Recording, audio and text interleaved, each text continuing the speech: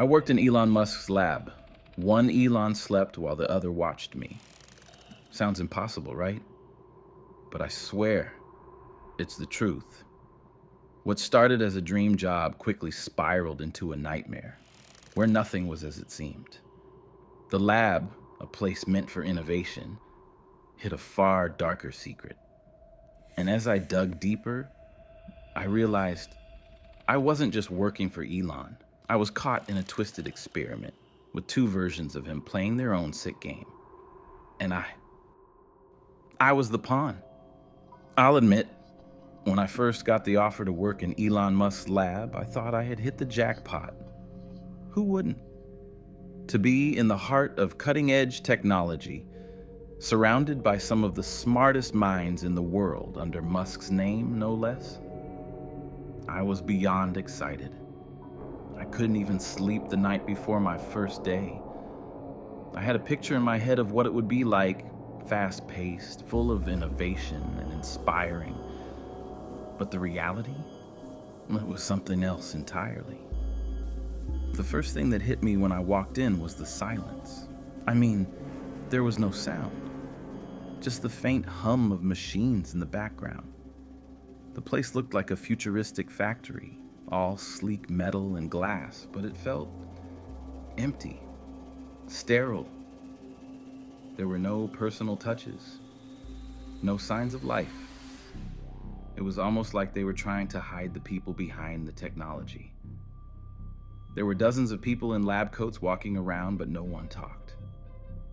Everyone moved in a precise, almost robotic manner. It was like they were all cogs in a machine, and I was just another one about to be inserted into the gears. I met Elon later that day. Or, at least, I thought I did. He wasn't at all like I expected. I had imagined him to be larger than life, a genius with a vision so big it practically radiated from him. Instead, he was distant, cold.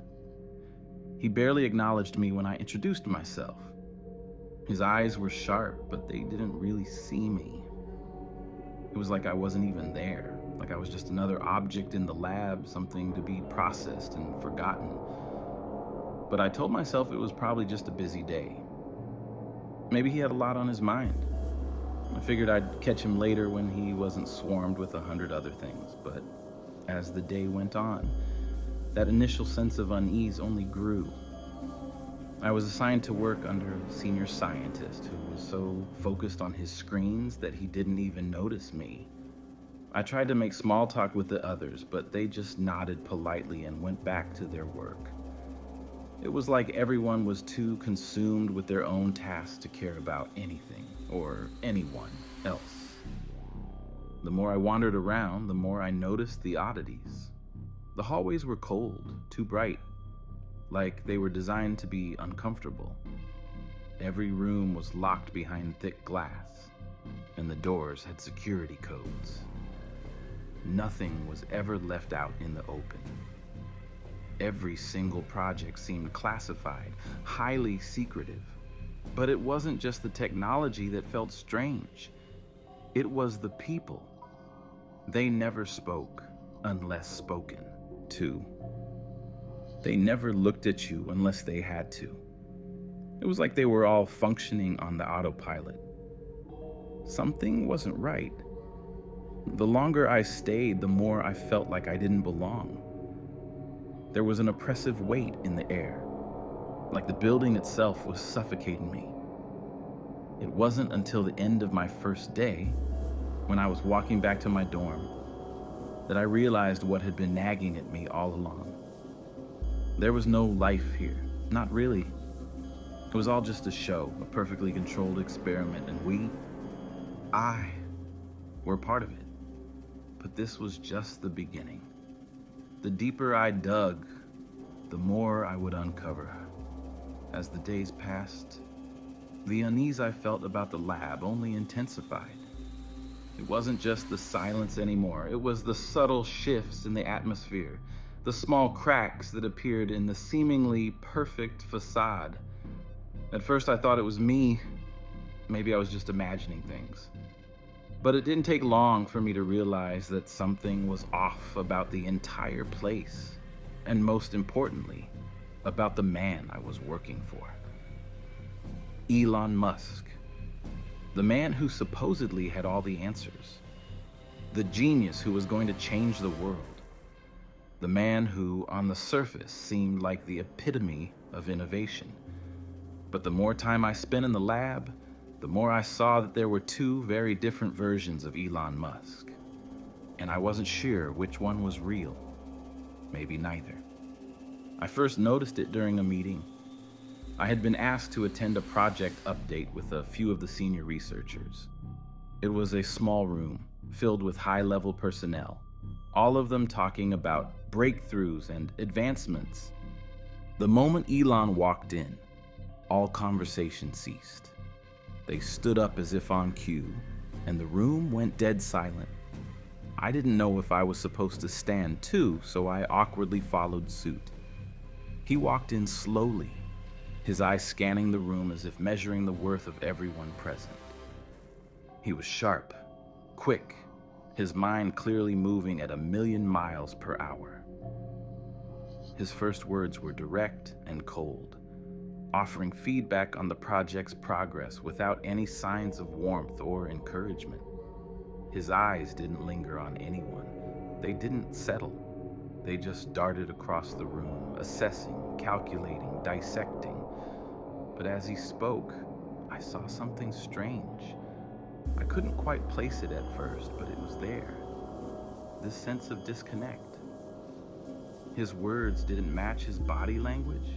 His tone was off, and his gaze kept shifting, like he wasn't even aware of the people he was addressing. It was as if his mind was somewhere else entirely, and his body was simply going through the motions. I didn't know if it was just exhaustion or something else, but it felt deeply unsettling. After the meeting, I had the chance to talk to him for a moment. I wasn't sure what I was expecting, but what I got was odd. He was distant, almost detached, like the version of him I'd seen in the meeting was nothing but a performance. He barely even looked at me. He asked a few questions about my background, then quickly shifted the conversation to the project at hand. His voice was calm, but there was no emotion in it. No warmth, no curiosity, no spark. It was like talking to a machine, a cold, efficient thing that didn't care about anything beyond its own objectives. But then something changed. The next time I saw him, he was completely different. It happened late one evening when the lab was mostly empty. I had stayed late trying to finish up some work when I saw Elon again. This time, he was pacing the hall, his face contorted in frustration. He looked human, very human, but not in a good way. He seemed tired, his eyes bloodshot, his hands shaking slightly as he ruffled through papers. I walked up to him, hesitating at first, unsure if I should interrupt. But when he looked at me, it wasn't the same Elon from the meeting. His eyes were wide, frantic, as if he hadn't slept in days. And when he spoke, his words were laced with a kind of desperation. I had never expected to hear from someone so famous, so controlled. He started talking about the project, about how close they were to a breakthrough. But there was something in his voice, something raw, like he was talking to himself more than to me. He mentioned how the failures kept stacking up and how the experiments weren't yielding the results they'd hoped for. The tension in his voice escalated as he spoke about the necessary sacrifices for perfection. That was when I realized the truth. This wasn't just about technology or space. This was about control, about bending the laws of nature to make something better. And the cost? It wasn't just human lives. It was sanity. It was humanity itself. But before I could ask more, something shifted again. His face snapped back to that cold, calculating mask, the one I had first seen in the meeting. It was like a switch had flipped in his mind, and all that raw emotion, all that desperation, was gone. He simply gave me a stiff nod and walked away without another word. As he left, the calm version of Elon came back, the detached, unfeeling genius who never seemed to break a sweat. That was the moment it hit me. I wasn't just working for one man. I was working for two. Two versions of Elon Musk, two different personalities playing out some kind of twisted game, with everyone else, myself included, caught in the middle. The more I tried to make sense of it, the more questions piled up. Was one of them the real Elon? Or were they both just fractured pieces of a man who had lost himself in his own pursuit of perfection? I couldn't tell. And the worst part was, I wasn't sure which one I should be more afraid of. Each time I saw him, I wondered, which Elon would I get today? Would it be the cool, calm genius? Or the desperate, frantic one? And how long could I keep pretending I didn't know what was really going on in this place? I was starting to realize that no one was really themselves here. Not even Elon Musk. But I had no idea how deep this would go. The truth was darker than I ever could have imagined. The first time I saw it, I thought I was imagining things. It was just a glimpse, quick, almost imperceptible. But it was enough to make my heart race. It happened while I was walking down the corridor, following a colleague to a meeting.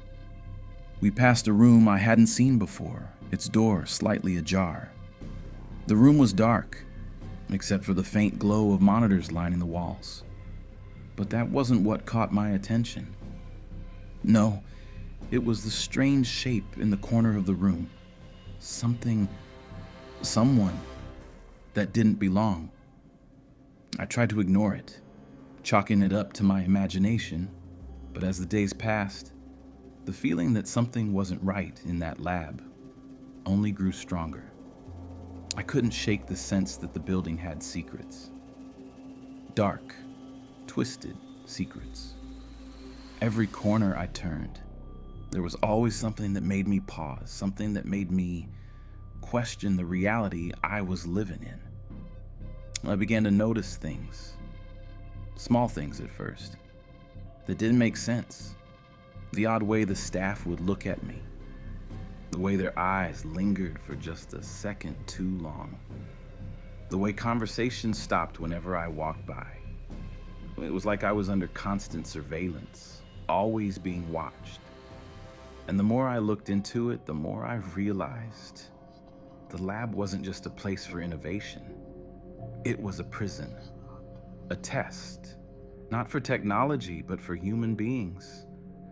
The breakthrough came one afternoon when I was walking back from the cafeteria trying to clear my head. I was distracted, lost in thought, when I stumbled upon another room I had never seen before. This one was locked, but there was a small window just big enough for me to peer through. The sight I saw through that window would haunt me for the rest of my life. Inside the room were rows of beds, each occupied by a person, but they weren't people anymore. At least, not in the way I understood. They were deformed, mutated even. Some were hooked up to machines, their bodies twisted and unnaturally contorted, like they had been stretched or altered in ways that defied nature. The worst part was the faces, those eyes that stared at me, hollow and lost. Eyes that had once been human, but now they were just vacant. I froze. My breath caught in my throat. I shouldn't have been there. I knew that. But something inside me urged me to keep watching, to understand what I was seeing, even if it terrified me.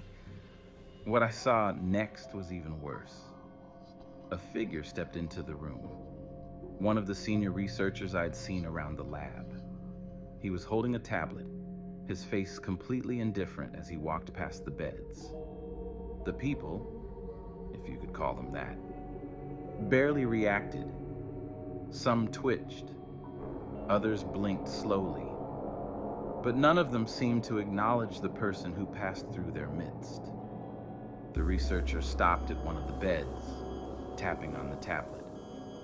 I couldn't hear the conversation, but I saw his finger trace across the screen before he nodded and moved on to the next bed, as if they were nothing more than test subjects, pieces of data to be processed. It hit me like a punch to the stomach. These were experiments. The people in that room weren't there because they chose to be. They were part of something much darker, a twisted program designed to break them, to force them into becoming something else, something better. I didn't know what to do. I was paralyzed with fear, but I also knew I couldn't just walk away. I had to know more. I had to understand what was happening behind those closed doors. But then the nightmare really began. The next day, I overheard something that would change everything. I was working late, reviewing some files in the lab, when I heard voices from the hallway outside. At first I thought it was just a couple of researchers chatting, but then I caught a name: Elon Musk. I immediately stood up and pressed my ear to the door, straining to hear. I knew I shouldn't be listening in, but I couldn't stop myself. The voices grew louder, and I could make out more of the conversation. It was a discussion about the subjects, the people in the room I had seen. But it wasn't just casual talk. There was a tone of excitement, of pride. One of the voices mentioned how successful the latest batch of experiments had been, how the modifications were perfecting the human form. They spoke about human enhancement, as if it were the latest tech upgrade, like they were talking about a new version of a smartphone. It became clear that the people in those rooms weren't being treated or saved. They were being tested. And the lab wasn't a place for progress. It was a place to break people and rebuild them like clay being molded by hands that cared nothing for the damage they caused. I couldn't believe what I was hearing. The conversation shifted, and I heard one of the voices mention something chilling. We're pushing boundaries. The line between man and machine is fading. What we're doing here, it's going to change everything. Everything. The weight of that statement hit me harder than anything before. This wasn't just about human advancement. It was about control, power, perfection at any cost. These experiments weren't mistakes or accidents. They were deliberate, and I was part of it. The room went cold, and for a moment, I was too stunned to move. The truth was undeniable now. The lab was a prison, and I was just another cog in its twisted machine. People I had seen, those poor souls, were there because they had been chosen to be experimented on, to become something better or something worse. I backed away from the door, my heart pounding in my chest. I knew then that the work I had come to do, the reason I had walked into that lab, was a lie. I wasn't there to innovate. I wasn't there to make history. I was there to be part of an experiment, a test, and I had no idea how to escape. But what I found next would be far worse than anything I could have imagined. I couldn't shake the feeling that something was terribly wrong. The more I learned, the more it seemed like the lab wasn't just a place of research. It was a place of manipulation. It was like everything I had once believed was being twisted into something unrecognizable. And at the center of it all was Elon Musk. But which version of him was the real one? The question had been haunting me for days, growing louder, more insistent. There were two distinct Elons, and they couldn't both be the same person. One was the cool, calculating genius, always in control, never flustered, seemingly above it all. The other was erratic, frenzied, even paranoid at times. Both versions of Elon had their own agenda, their own way of interacting with the lab, with the staff, and with me. The first time I realized just how deep this divide ran was during a late-night conversation I had with one of the senior researchers. He seemed different that night, unsettled, as if he was trying to get something off his chest. We were standing outside the main lab, just outside the reach of the harsh fluorescent lights, when he began to speak. "You've probably noticed," he said, glancing nervously over his shoulder, "how there are two different versions of him." I didn't know what he was talking about at first, so I just nodded, hoping he would continue. He didn't seem to care much whether I understood or not, his mind clearly somewhere else. Two Elons. The one you see in public, the one that's always on stage, always the visionary, the entrepreneur. The one you think is in charge. That's not the real Musk. The real Elon is the one behind the scenes. Pulling all the strings, he's obsessed with perfection, with controlling everything. But you can't trust him. Not anymore. I felt the weight of his words sink in. I'd seen both versions. The calm, collected Elon who commanded the lab with icy precision, and the frantic, almost desperate Elon who seemed like he was on the verge of a breakdown. But hearing it from someone else, someone who clearly knew more than they were willing to admit, made it all feel too real. That night, I couldn't sleep. I tossed and turned, replaying the conversation over and over in my mind. What did it mean? How could there be two versions of the same person? Could one really exist without the other? And which one was the true Elon Musk? The next morning, I tried to act normal. I went through the motions, meeting with the researchers, following orders, pretending like everything was fine. But inside, I was unraveling. I couldn't stop thinking about it. I couldn't stop wondering which version of Elon was the one I had been working for. Then, I saw something that changed everything.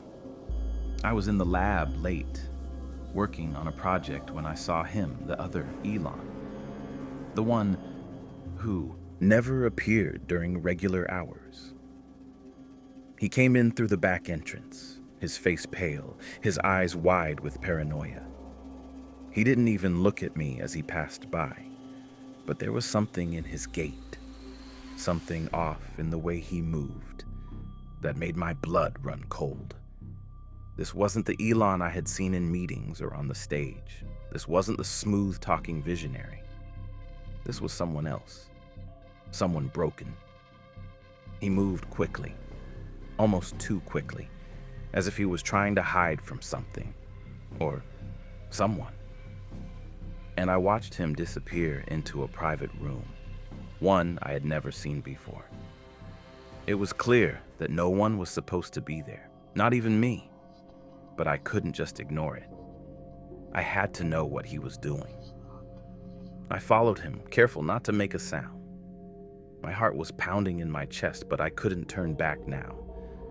I had to know what was going on behind closed doors. When I reached the room, the door was slightly ajar.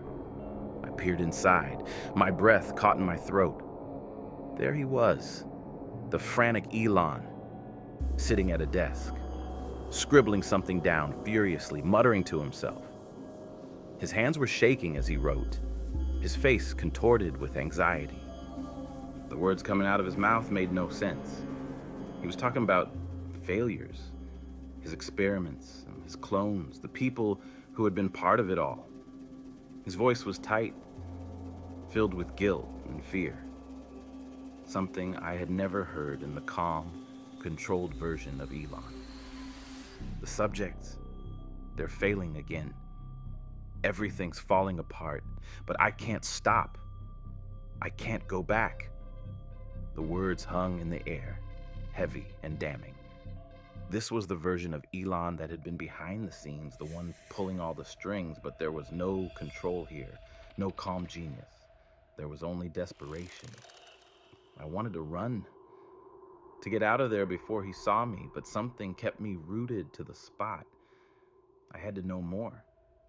I had to understand what was happening. I'm losing everything, he muttered again, as if to no one in particular. The experiments won't work. They're too close to the truth. They'll find out. They'll all find out. I stepped back from the door, my mind racing.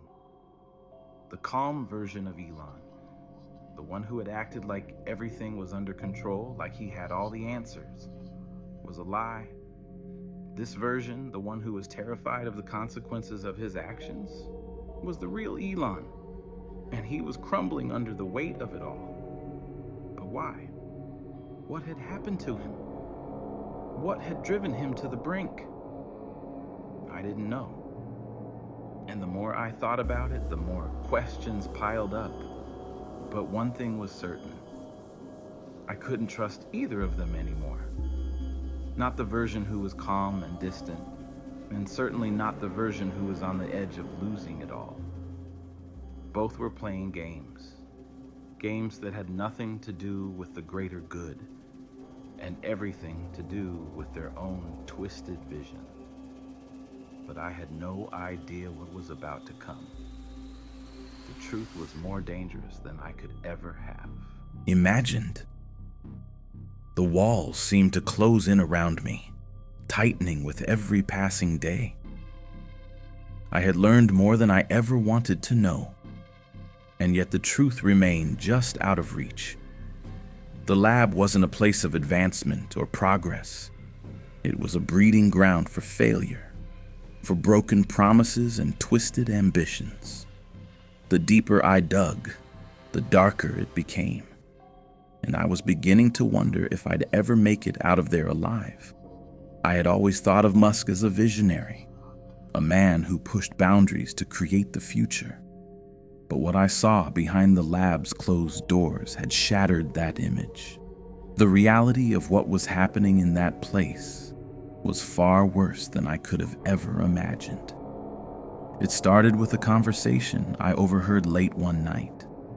I had stayed behind, hoping to catch up on work, when I heard the unmistakable sound of voices coming from down the hall. I tried to ignore it, but curiosity got the better of me, and I found myself following the sound. As I approached the corner, I could make out the words. "Elon won't stop," one of the researchers was saying. "He thinks we're close, but the experiments, they're all failures." I felt a chill run through me. The experiments? What experiments? Until that point, I'd only seen glimpses of the lab's true purpose. But this conversation was different. It confirmed everything I had suspected. There was something far more sinister going on than anyone had let on. The first few subjects showed promise, the researcher continued. But after the modifications, they couldn't handle it. They broke down, physically and mentally. Some of them didn't even survive the procedure. And Musk, he won't stop. He's determined to create the perfect human, a perfect version of himself. And if he has to sacrifice hundreds to get there, he will. My stomach churned. Perfect human? A perfect version of himself? Was that what this was all about? Creating a perfect Elon Musk? The more I heard, the more I realized that the lab was nothing more than a playground for Musk's obsession with control and immortality. He wasn't trying to create a better world. He was trying to create a better version of himself. And everyone around him, they were expendable. I couldn't believe what I was hearing. This wasn't about technology. This wasn't about progress. This was about one man's desire to become something more, something beyond human. And the people in the lab, the ones who had volunteered, who had been manipulated into thinking they were part of something greater. They were nothing but pawns in his twisted experiment. The conversation ended abruptly, and I pulled away, trying to remain unseen. My head was spinning. I didn't know who to trust anymore. The people I'd worked with, the ones I'd respected, were they all complicit in this madness? How could they stand by while Musk tore apart human lives in the name of perfection? I had to know more. I had to understand the full scope of what was happening. But the deeper I dug, the more dangerous it became. The next day, I found myself in a new area of the lab, one I'd never been to before. It was a dark, windowless room filled with equipment I didn't recognize. There was a faint hum in the air, a low, mechanical sound that set my teeth on edge. I felt an overwhelming sense of dread as I stepped further into the room, my footsteps echoing against the cold concrete floor. I didn't know what I was expecting, but it certainly wasn't what I found. On one side of the room, there were large tanks filled with a strange glowing liquid. Inside the tanks were bodies, human bodies. Some were suspended, others floating lifelessly. Their faces were distorted, their skin pale and translucent, their eyes wide open and staring into nothingness. These were the failures, the subjects that had been altered, transformed, broken by the experiments. I felt a wave of nausea wash over me, but I couldn't look away. Each tank held a different version of a human being, twisted, mutated, their bodies changed beyond recognition. It was like a sickening gallery of broken souls. And the worst part? There was no remorse in the air, no apology. Just cold, sterile indifference. I realized then that the lab wasn't just a place where experiments were conducted. It was a graveyard for those who had been sacrificed in the name of progress. These people hadn't just been tested.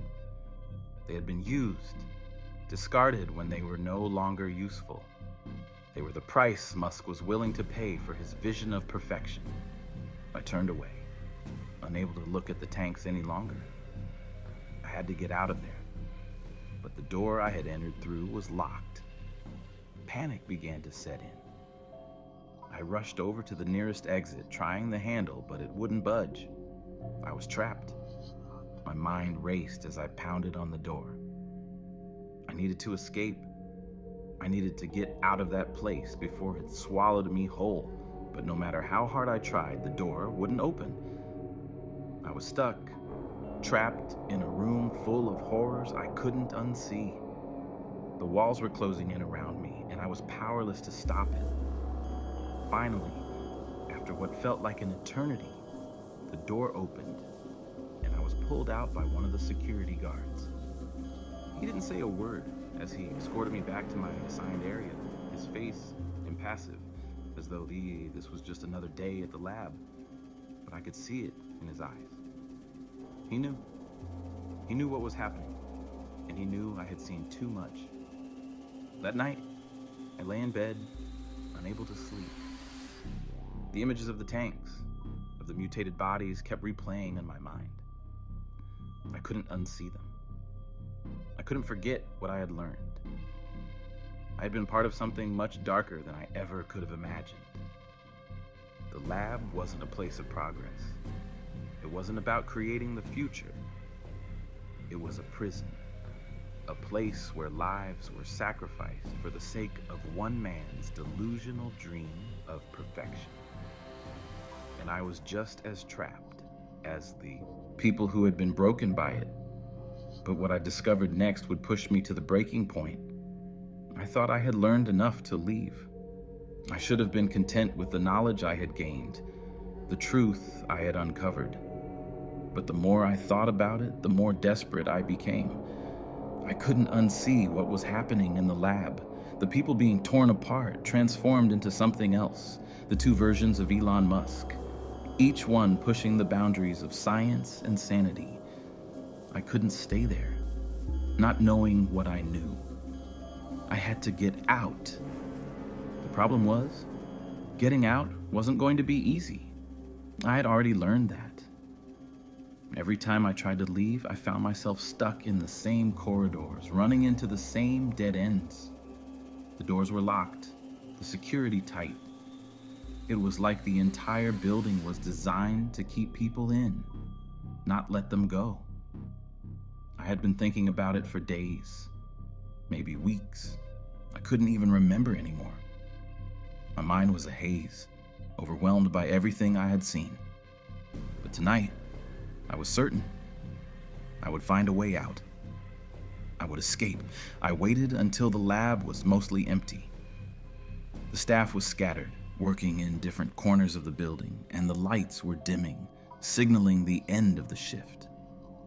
I took a deep breath, grabbed my things, and started walking toward the exit. I moved quickly, trying to stay out of sight, but my heart was pounding in my chest. My palms were slick with sweat, my mind racing with a million thoughts. But as I approached the main exit, I felt it. The tension.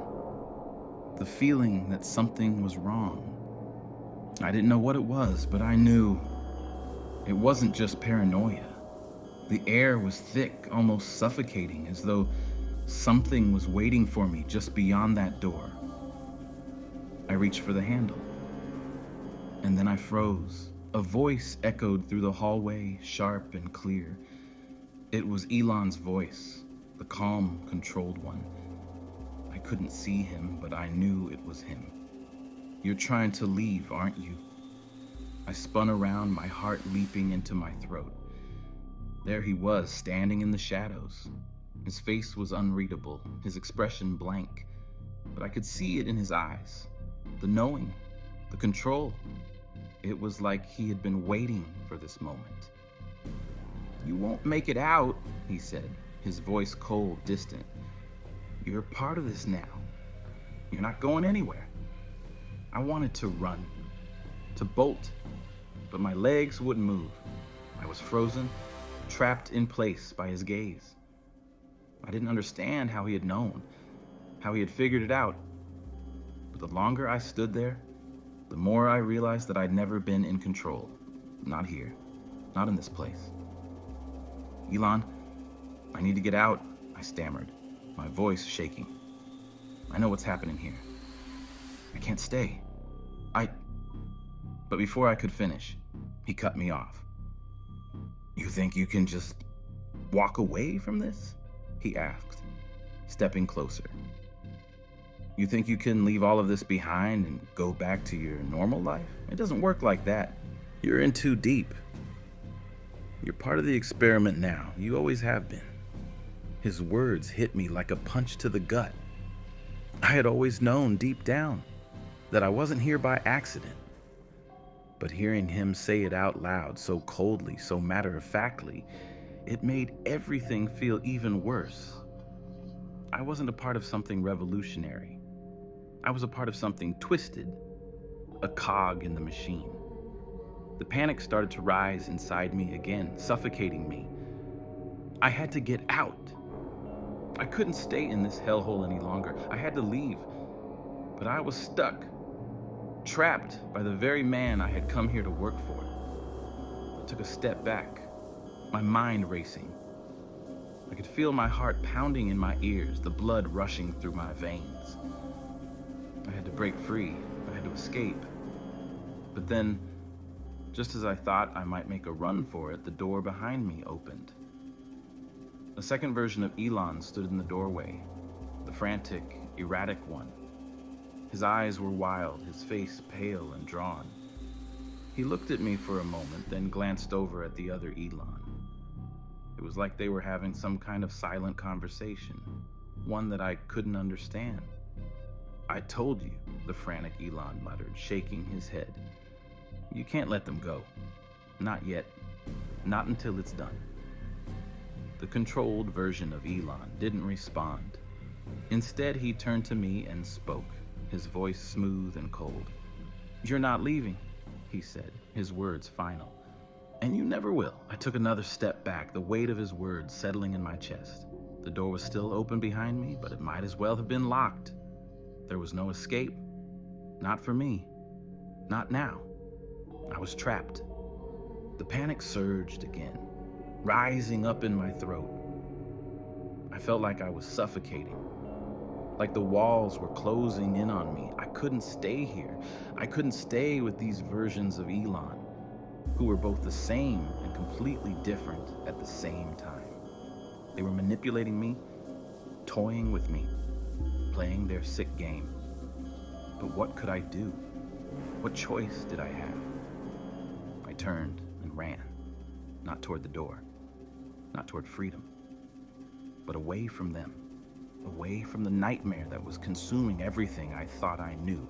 The lab wasn't just a prison, it was my cage, and I was its prisoner. But what I didn't know was that this was only the beginning. I thought I'd finally escaped, but there was no freedom waiting for me outside those doors. I was running on instinct, my heart pounding, my breath ragged as I sprinted down the hallway. But no matter how fast I ran, the fear stayed with me. It followed me, and every time I looked back, I expected them to be right behind me. I made it to the back entrance, the one that led to the exit. The doors were supposed to be locked, but this time, by some miracle, I found them open. I didn't think twice. I ran out into the cold night air, gasping for breath, feeling like I was about to collapse. For the first time in what felt like forever, I thought I might be free. But the silence around me felt wrong. The air was too still, too heavy. It was as if the world outside the lab wasn't the same as the one I had known. I looked around, but there were no cars, no lights. It was like I had stepped into a different dimension, a world where nothing made sense. And then I heard the sound. Faint at first, then louder, growing clearer with every passing second. Footsteps coming from behind me. I whipped around, panic clawing at my throat. There, standing just at the edge of the building's shadow, were the two versions of Elon. They stood in perfect silence, their eyes locked on me. I didn't know whether I should run or confront them. It was like I had stepped into their world, their twisted game. "You thought you could leave?" The calm version of Elon spoke first, his voice cutting through the tension. "It's not that simple." The frantic version of him stepped forward, his hands trembling as he ran a hand through his hair. "You can't just walk away from this," he muttered. "We're not finished yet. The experiment isn't over." I stood there, frozen. I had no idea what they were talking about. All I knew was that I couldn't trust either of them. Both versions of Elon were part of the same twisted scheme, and I had been nothing more than a pawn in their game. I took a step back, my mind racing. Should I expose everything? Should I tell the world what was happening in that lab? The truth? I thought about the people I had seen, those poor souls who had been twisted and discarded like broken toys. But the more I thought about it, the more I realized that exposing the truth would mean more than just blowing the lid off their experiments. It would mean my death. The lab wouldn't let me speak out. The security, the people inside, they would hunt me down. "You don't have a choice," the controlled Elon said, his voice soft but carrying an edge of menace. "You're already part of it, whether you like it or not. You're part of the experiment now. There's no going back." For a moment, I felt trapped. I had always thought that running would give me freedom. But now, standing in front of these two versions of the same man, knew the truth. I had never really been free. The lab had already claimed me. It had taken my mind, my body, my soul, and there was nothing left but the twisted remnants of what I used to be. The air around me seemed to thicken, as if closing in. There was no escape, no way out. The lab wasn't just a place, it was a part of me now, lodged deep inside. It had changed me in ways I couldn't even begin to understand. I had a choice to make: expose them and risk everything, or stay silent and live with the knowledge of what I had seen. The truth weighed heavily on me, but if I stayed quiet, would I ever truly be free? Or was I already lost to this nightmare? I didn't have time to think about it any longer. One of the Elons moved toward me, a sickening smile spreading across his face. It was too late. I was already part of their world. The game was over, and that's when I realized escaping was never the plan. I thought escaping would set me free, but now I know the truth.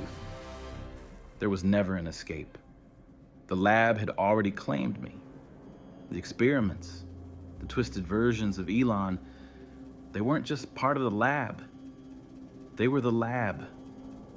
I was no different from the failures I'd seen, trapped in a cycle of control, manipulation, and broken promises. The doors weren't locked. They were designed to keep us in, to make sure we stayed in line, part of the experiment, part of the vision. Now, I can't tell if I'm the same person I was when I walked in. I can't tell if I'm still me. The truth has consumed me, and there's no going back. The world outside feels alien, but the world inside, it's where I belong now. And I'm not sure if that's the worst part of all.